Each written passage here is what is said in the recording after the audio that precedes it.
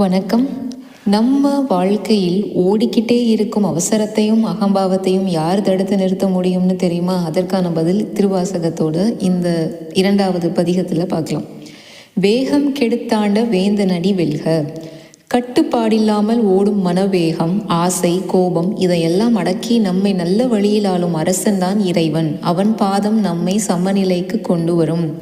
பிறப்பருக்கும் பிஞ்சகன் தன் பேய்க்கழல்கள் வெல்க. அவன் பாதத்தை பற்றினால் துன்பம் தரும் பழைய கர்மங்கள் மெதுவாக குறையும். வாழ்க்கை சுமையாக இல்லாமல் அர்த்தமுள்ளதாக மாறும்.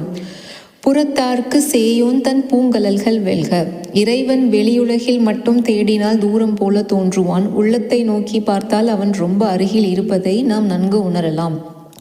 கரங்குவிவார் உள்மகிழும் கோண்கழல்கள் வெல்க. உண்மையா கைகளை கூப்பி பிரார்த்தனை செய்தால் முதலில் கிடைப்பது மன அமைதி. அந்த அமைதியே இறை அருள். சிறங்குவிவார் ஓங்குவிக்கும் சீரோன் கழல் வெல்க. தலையை குனியும் பணிவு இருந்தால் வாழ்க்கையில் உயர்வு நிச்சயம். ஈகோ குறையும் போது கடவுளுடைய கிரேஸ் எப்போவுமே நம்மளுக்கு அதிகமாக கிடைக்கும். ஸோ ஷார்ட்டாக சொல்லணும்னா இந்த ஸ்டான்ஸால மனவேகம் குறைந்து பணிவு வந்தால் இறைவன் நம்ம வாழ்க்கையை அழகாக ஆள ஆரம்பிப்பான். நமச்சிவாய. நன்றி.